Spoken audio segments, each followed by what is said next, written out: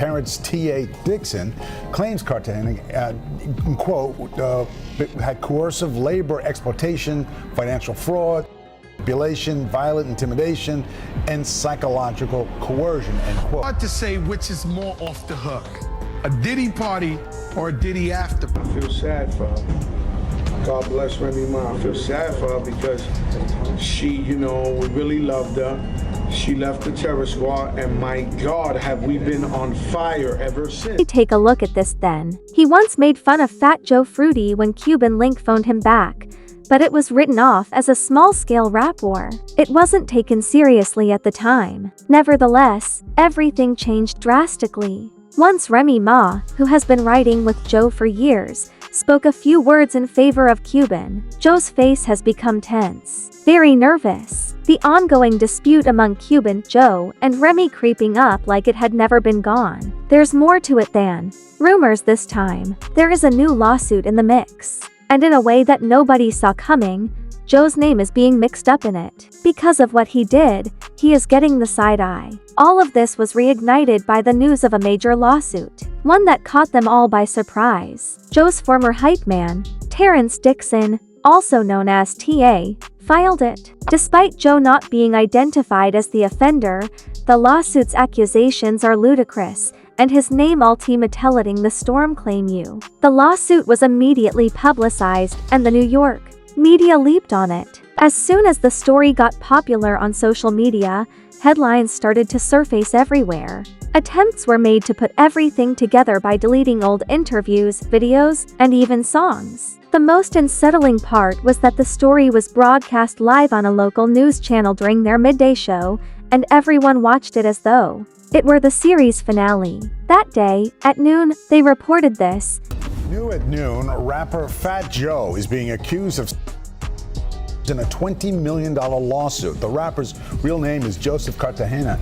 The man described as his hype man, Terrence T.A. Dixon, claims Cartagena, quote, had coercive labor exploitation, financial fraud, manipulation, violent intimidation, and psychological coercion.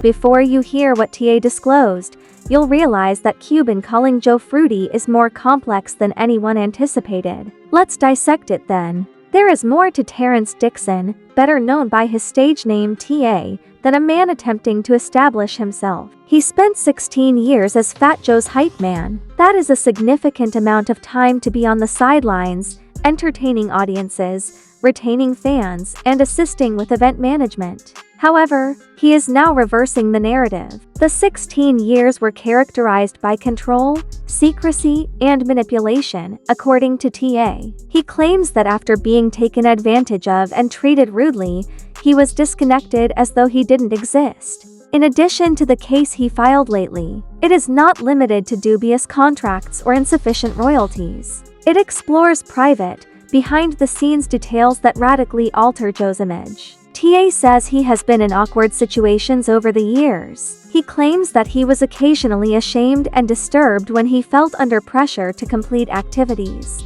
unrelated to music. Additionally, he claims that he saw Joe on camera abusing and endangering others behind closed doors. The original draft of the case contains serious charges against young females with regard to the other parties. But we aren't getting into those particular claims to keep this conversation safe and equitable. We are able to state this. According to T.A., Joe overreached himself, grew overconfident in his authority, and began his actions gave the impression that he was above the law. He even says that Joe helped and looked out for other people in ways that were surprising given how much younger they were. There were vacations, costly presents, paid accommodations, and whispers that Joe was considering a divorce because of one of these women. T.A. claims to have first-hand experience with everything. He's currently setting everything out on the table. It doesn't end there though. Joe allegedly caused T.A. both financial and personal harm. T.A. says Joe failed him after all those years of collaboration. He claims that he was excluded from composition credits, denied royalties that were due to him, and shut off from back-end cash. Also, he claims that Joe made him create certain circumstances after performances, as well as less business-related and more personal preparations, when he assumed it was a normal aspect of life. He said it happened often and consistently, but that was too much for TA. This is where things start to go crazy. TA claims that Joe even gained notoriety through his own songs. He claimed that the charges made in the case closely resembled some of the lyrics to She's My Mama, one of Joe's earlier songs. Since the court case became public, the song has been listened to often and the comment area has been booming. We're examining every comment to see if Joe was subtly revealing himself all along. It was much more than just being a devoted hype guy, stated TA. According to him, he was forced to perform nearly 4,000 personal favors in order to remain a member of Joe's inner circle or the enterprise. He is speaking of the system as a whole, as if being loyal meant doing as he was told, regardless of how uneasy it made him. Court documents claim that Joe threatened to leave TA stranded abroad during trips if he attempted to refuse or draw the line. This kind of control made TA feel trapped and as if there was no way out. The court document even begins by warning readers that the seriousness of the allegations may make what they are about to read unpleasant. At this stage, things become much more complicated. The attorneys for both parties have a history of animosity. And it's about making this into something, not merely a musician versus a marketing guru. You may know the attorney currently working with TA, Tyrone Blackburn. That's because he is the same lawyer who brought a controversial case against Diddy earlier this year. The court cases that resulted in the federal raids in Miami and Los Angeles also involved him. This is not your normal small-town lawyer then. Tyrone has a very significant name. Tyrone's open criticism on Instagram of Joe Tacopina, Joe's attorney, adds to the turmoil. His direct communication with him demonstrated the complex nature of this conflict, some legal, some emotional. From an external perspective, it appears that this case is but a small aspect of a much bigger drama unfolding in the background. Tyrone's endorsement of TA has many people thinking this isn't about seeking quick money or power. The legal campaign appears to be more focused on a select group of influential, often unaffected industry individuals. Considering the parties involved and the charges leveled, it is evident that this issue is upsetting a number of prominent individuals. But Joe's legal team will not tolerate this. His attorney, Joe Tacopina, has accused him of being dishonest from the beginning. The lawsuit is just retaliation, he says. TA responded with a clap after Joe first attacked her with legal filings. You did read correctly. Before TA, Joe actually filed a lawsuit. He filed his case in April. Joe says TA started spreading rumors about him on social media and making serious accusations. In order to shut it down, Joe decided to first file a lawsuit. Thus, the second round might be upon us. TA was trying to spread false information and damage Joe's reputation, according to Joe's original lawsuit. Then, TA used the same information as the foundation for his own legal action. In addition to being pushed into situations he didn't want to be in, he says he was mistreated and scammed out of money. Moreover, the factor was not solely financial. TA claims that he occasionally found himself in difficult situations with other people that made him feel taken advantage of. Last year, he spoke on a podcast and provided an illustration of how things would work after certain events. Standing in the lobby, shorty got a short skirt on. Your man Joe takes his whole hand, his whole arm, and throws it up her skirt. That was only the beginning though. The battle was taken out of the courtroom when TA immediately entered the social media arena. His entire Instagram profile was dedicated to making as many derogatory remarks about Fat Joe as he could. Furthermore, the appointments weren't made at random. TA came with purpose and utter contempt. His first action was to share an old picture of Diddy, Fat Joe, and DJ Khaled, then shared a caption on the internet that caused people to stop and reflect. When he penned Fat Joe, along with DJ Khaled, what happens next? It seems like you were unaware of Diddy's activities. Do you all now fear the baby oil scenario? Don't pretend, though, that you weren't standing next to him when the heated exchange occurred.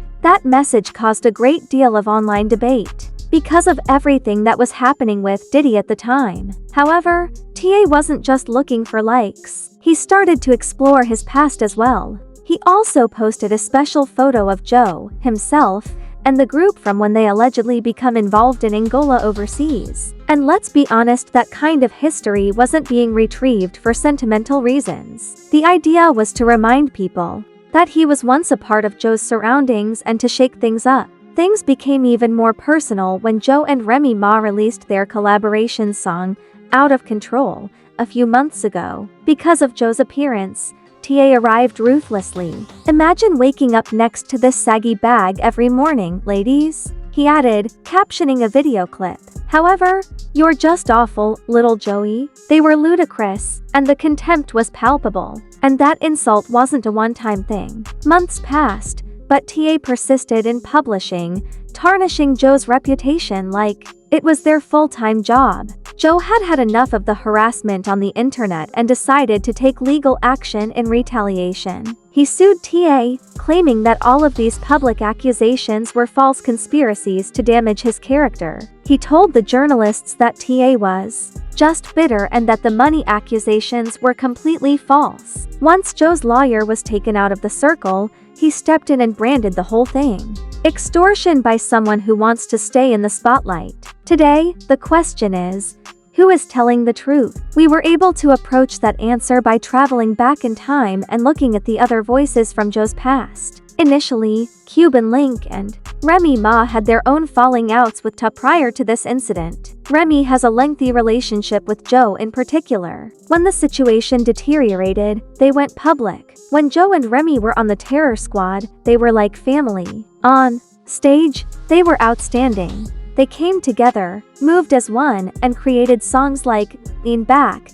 Joe even put her at the center of the spotlight for crucial decision-making. After Big Pun passed, he pushed her forward, and for a split second, it seemed like Remy would take over. But when it came time for her to put out her first solo album, things didn't work out. In addition to claiming that the rollout was subpar and the support felt fake, Remy blamed the entire failure on the crew that supported her, including Joe. She said that the push was not sincere and that she was not getting the help she needed to be successful behind the scenes. At that moment, they changed the direction and started making jokes in public. She let it all out, without hesitation or filter. The beef was not a quiet one. It was loud and disorderly and very real. In contrast to industry beef, Joe didn't brush it off. He had a deeper sense. "I could never forgive Remy Martin," Joe said flatly in one interview. "My feelings were seriously hurt by her.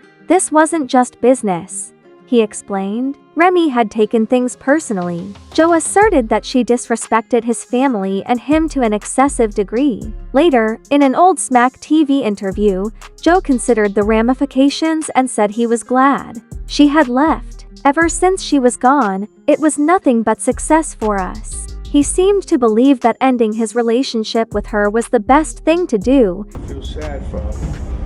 God bless Remy Ma. I feel sad for her because she, we really loved her. She left the Terror Squad, and my God, have we been on fire ever since. Remy's prison term changed everything after all that tension. She also had no communication with Joe while she was inside. Not a single letter or phone call. Their relationship was still tense, and the effects were exacerbated by their silence. It seemed for a while that their relationship was irreparably damaged as years went by without a single word being exchanged. But after that, everything went wrong. Upon Remy's return home, something changed. The distance between them rapidly started to close. They sat down and had a real one-on-one conversation, talking about all the issues, without cameras or filters. Just truthfulness without compromise. And after that talk, the tension decreased. Suddenly, they fell all the way up. All of a sudden, as if nothing had occurred, they were standing together once more. But the majority of people don't know that the reunion wasn't an accident. A few months before Remy's release, she was the one who actually made the first contact. She called Joe from within because she wanted the feud to cease. That call opened the door for everything that came after. In a subsequent joint interview, Remy provided a thorough explanation. And she said just that to Joe. Like, listen, this can't go on. It was about a year or so and some change before I came home. And we talked. What then was the real difference between Remy and Joe? In that joint interview, Remy told the truth. She claimed to have had unpredictable movements in the past. She was young, impulsive, and unprepared to handle the business side of things. She stated, she succumbed to her ego and bitterness. Yes, Joe. He did agree. Both of them matured and changed throughout time. The two of them decided to forgive one another, leave the past behind and act like an adult. This allowed them to reorient themselves. However, don't get it incorrect. Joe and Remy's reconciliation does not necessarily mean that everyone is content. The raw, fresh meat at Cuban Link is far from being destroyed. There was always friction between Joe and Cuban, and it is now exploding again with new energy. We have a long way to go. Cuban Link has been attacking Fat Joe for years. In 2021, he uploaded some documents to the internet claiming that Joe was out here talking to cops. According to Cuban, Joe may have helped get some people off the streets by giving intelligence about crimes occurring in the Bronx. He even provided documentation and screenshots to try to make it stick. However, here's the twist. No formal confirmation of anything ever existed. There was no court to verify the claims. Nobody checked the documentation.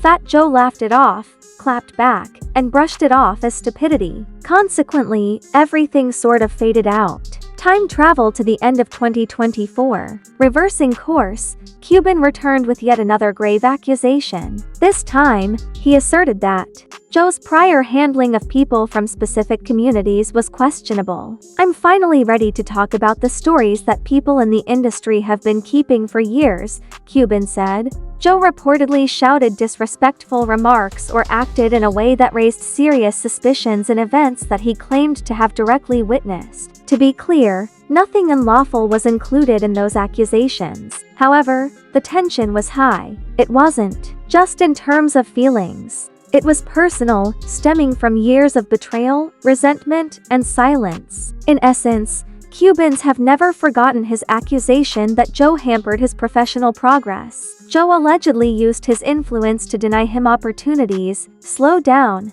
his income, and keep him out of the spotlight, as Cuban has frequently described. Joe was always the gatekeeper, he said, and never gave him a fair shot. When TMZ revealed the lawsuit against Joe only 3 days prior, Cuban wasted no time in acting. Jumping online, he threw more gas on the flames. In an uploaded reaction, he put it clearly. It's Fat Joe next. They're gonna Diddy you.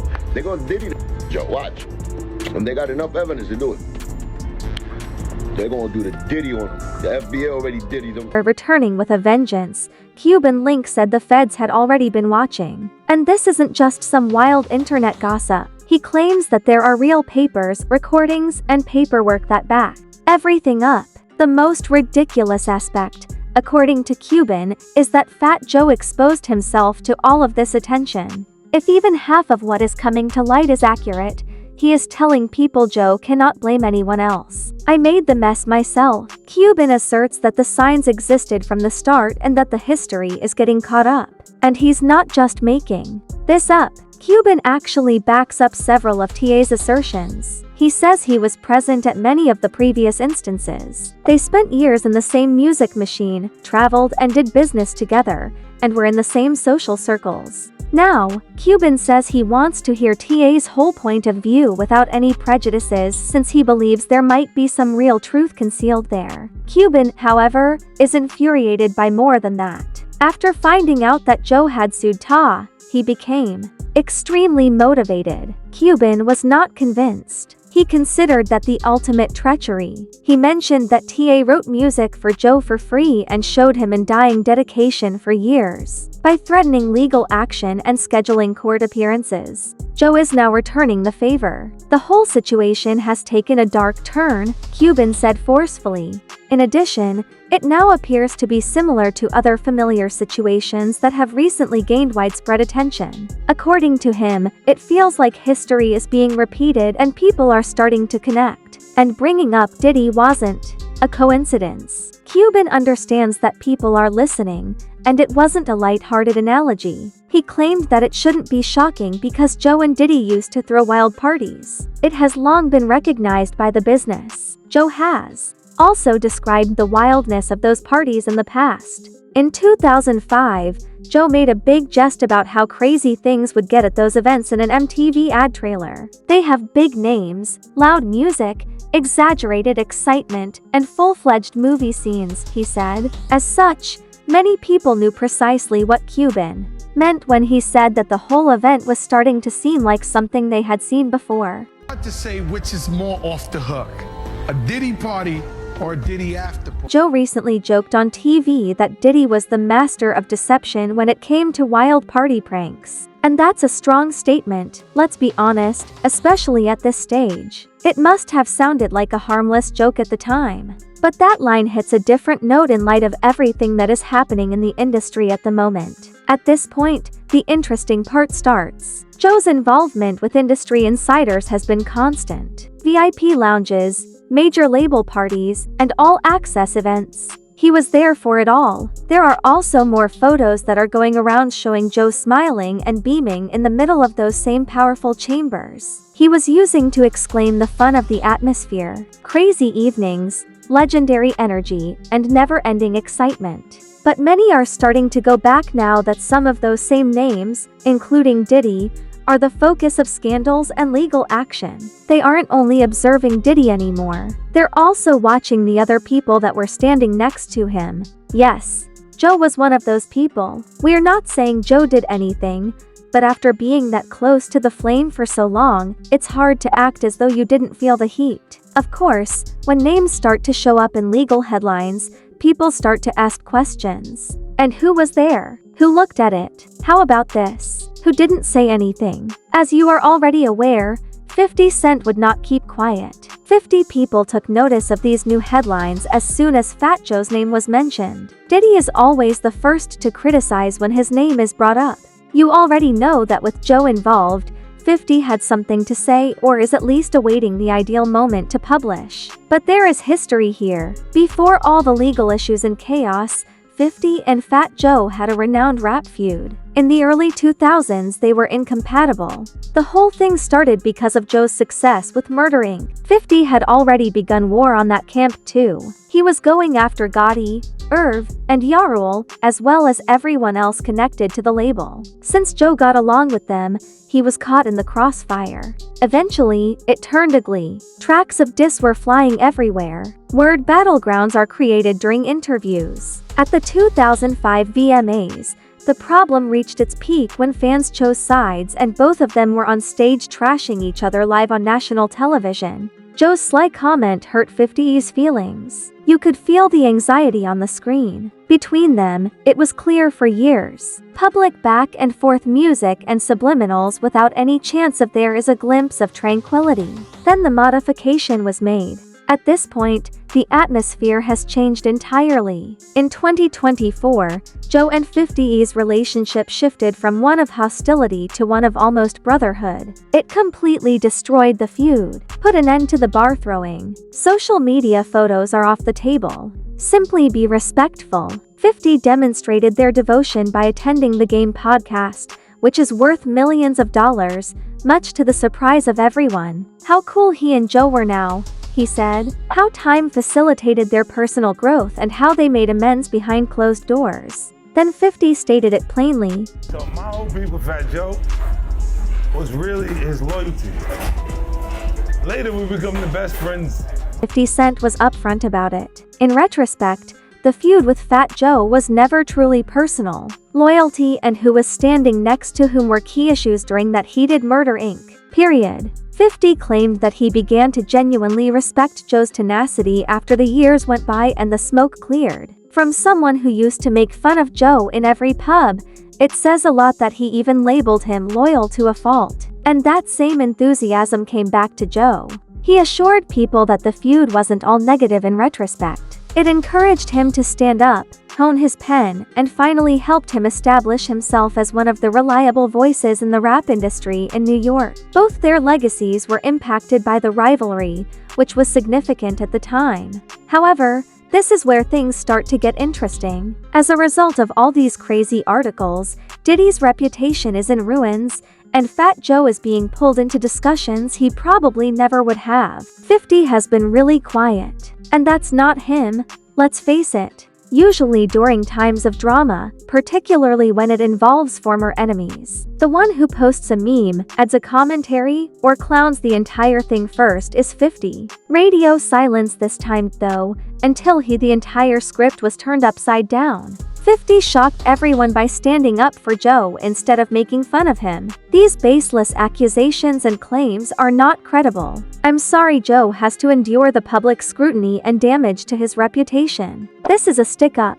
He posted a picture of himself and Joe courtside at a basketball game on Instagram, along with the caption, "Nothing but support." Joe even added a simple 100 emoji to the comments, letting people know that for the time being, their love was mutual. Here's the problem though. Nothing is ever straightforward when it comes to 50. The internet is closely observing. The entire thing is being side-eyed. It seems a bit too laid back for a man who made his reputation by making fun of his competitors. Not just fans are observing it either. Remarks about how strange this support was began to pour in. It was even hypothesized by some that the collaboration might have a greater purpose. People now wonder if this is just adult guys moving on from their past or if something more is simmering. Was that old feud transformed into a covert alliance to safeguard something more significant? Could 50 know more than he's revealing? What actually happened at the industry events that everyone is talking about?